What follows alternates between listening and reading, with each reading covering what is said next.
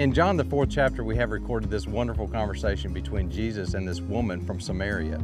The scriptures tell us that took place at a well in the city of Sychar. Sychar is modern-day Nablus. Well, I want to take you to the city of Nablus because there's a Greek Orthodox church there in which contains Jacob's well that we read about in the Bible. It's an hour and 15 minutes north of Jerusalem. It's right in the middle of the West Bank. As you approach Nablus, you have the opportunity to drive through what we refer to as Samaria in the New Testament times. And one of the things that strikes you immediately is how hilly and how mountainous that area is. Imagine walking that. It would be very, very difficult. And the scriptures even say that Jesus, when he approached this well, he was thirsty. That's why he stopped there.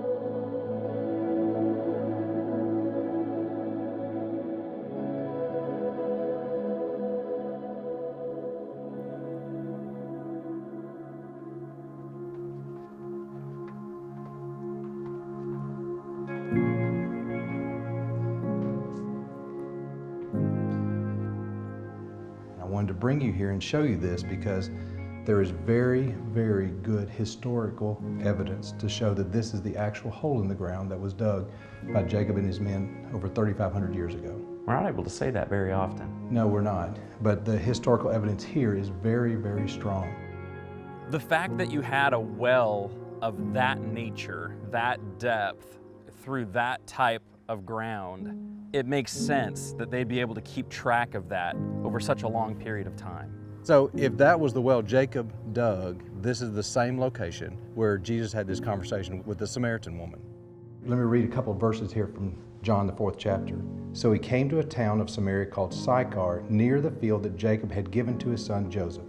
Jacob's well was there. So Jesus, wearied as he was from his journey, was sitting beside the well, and it was about the 6th hour. To have Jesus in Samaria in the first place and to initiate this conversation with a Samaritan woman is pretty significant. The woman went into logistics. How on earth are you going to get any water? The well is really deep. I'll tell you what, why don't you draw some water for us?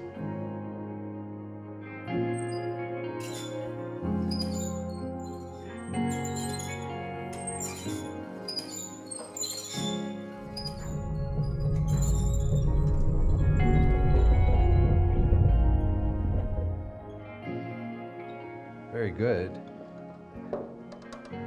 Okay, Jeremy, there's one other thing I want you to do for me. I want you to dip a cup of this water and pour it down the well. And I want you to be real quiet. I want you to listen so you can see how deep it is.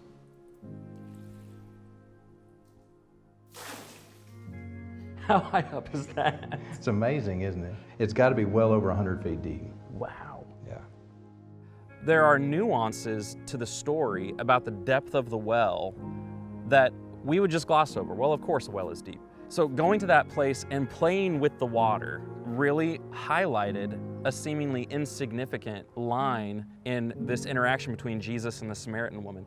And there are things like that all through the Bible. And they emphasize these were real people and real places, and even those small details are important and connect us to reality. Jesus stops and interacts with a Samaritan, but not just any Samaritan. He interacts with a woman, which is culturally not normal, and he interacts with a woman of disreputable character. I mean, she's had multiple husbands. He's never met her before, but he understands what her character has been. And he has this long verbal exchange with her, and at the conclusion of it, he's able to talk to her about who the Messiah is and how to worship God. What Jesus was trying to get to as he interacted with this woman was to make the connection that he was providing living water to her. And they go back and forth with this dialogue. The topic changes quickly over the course of a very short conversation, but Jesus is moving it to a very important point.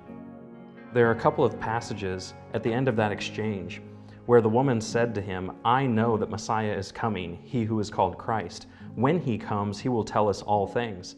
And Jesus said to her, "I who speak to you am he." And so Jesus reveals to this Samaritan woman that he's the long-awaited Messiah. And she runs into town and tells everybody what she's experienced. They all come out, and he spends a couple of days there and helps this entire town come to realize who he is. So many biblical events happened right here. There's just so many layers of history to this one spot.